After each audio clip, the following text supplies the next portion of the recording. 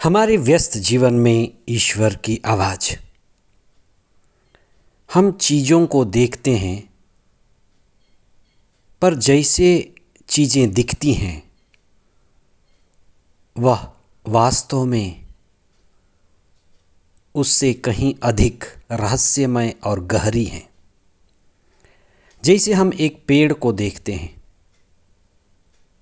पर जब हम एक पेड़ को देखते हैं, ज़मीन से ऊपर जो पेड़ दिखाई देता है हम उससे ही देख पाते हैं। पेड़ का आधा हिस्सा ज़मीन में गड़ा होता है, क्योंकि पेड़ जितना ऊपर बढ़ता है जड़ें उतनी ही गहरी जाती हैं। हम किसी भी मनुष्य को मात्र शरीर, बाहरी रंग रूप देखकर पता नहीं कर सकते। हम जो शरीर हैं और शरीर की सबसे पहली भूख रोटी का, भोजन का, जो हम दाल चावल खाते हैं, इडली, डोसा, पराठे, चटनी, इसकी जो भूख हमें लगती है ये सबसे ऊपरी भूख है, शरीर की भूख है।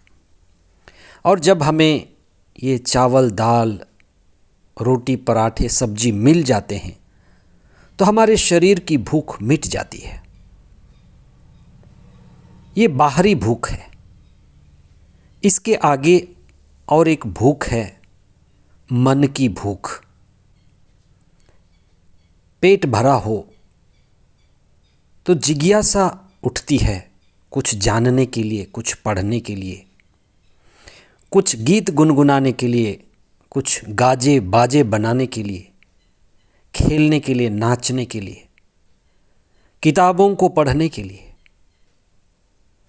तो मन की तीव्र इच्छा, अभिलाषा, ये सफलता, किताबों में डूबने, जूझने, ये सब जिज्ञासा है मन की। ये मन की भूख है। तो बाहरी भूख शरीर की, मानसिक भूख मन की। इन दोनों भूख के आगे और भी भूख है, वह है आत्मा की भूख। पेट भी भरा हो, ज्ञान भी हो, फिर भी तड़प खत्म नहीं होती, अकुलाहट, व्याकुलता खत्म नहीं होती। इसलिए हमें आध्यात्म का मार्ग चुनना पड़ता है। और आध्यात्म में हमारे आत्मा की भूख का पता चलता है। आत्मा एक ही चीज़ की भूखी है, ईश्वर की। ना उसे पेट में जाने वाला भोजन चाहिए, ना उसे ज्ञान चाहिए,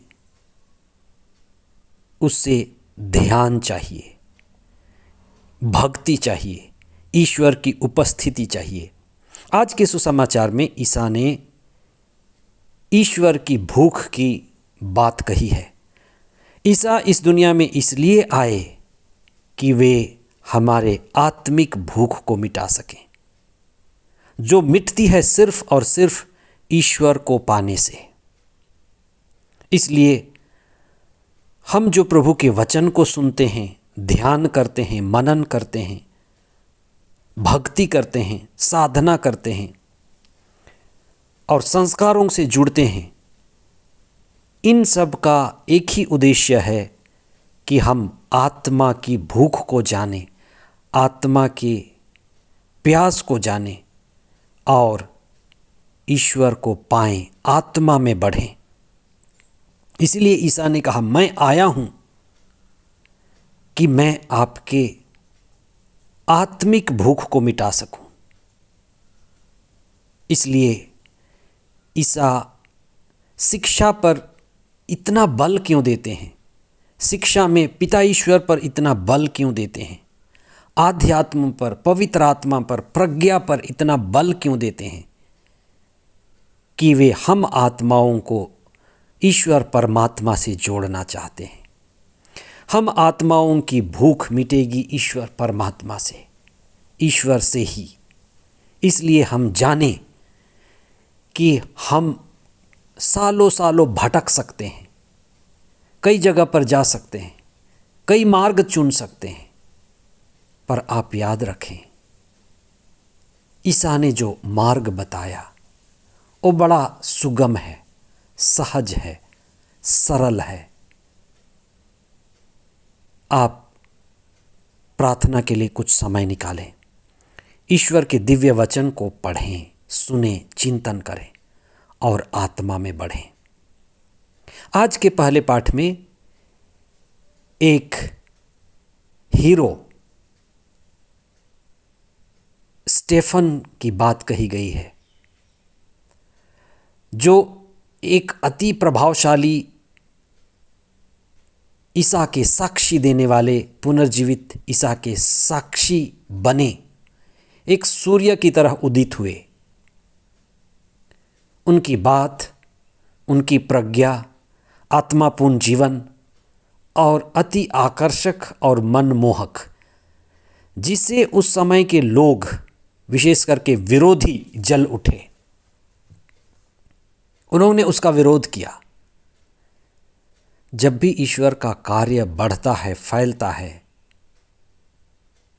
लोग विरोध करते हैं। आपको आश्चर्य होगा कि ईश्वर का काम, कई सारे सकारात्मक चीजें होती हैं, फिर भी अत्यधिक विरोध होता है। लोग विरोध करते हैं, विद्रोह करते हैं, सत्य के साक्षी नहीं बनते,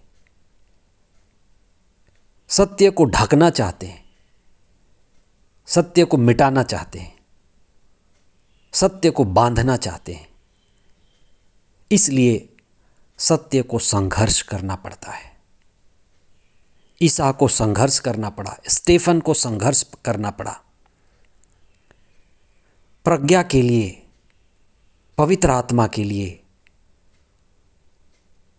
अनंत मुक्ति और अनंत जीवन के लिए हमें भी संघर्ष करना है।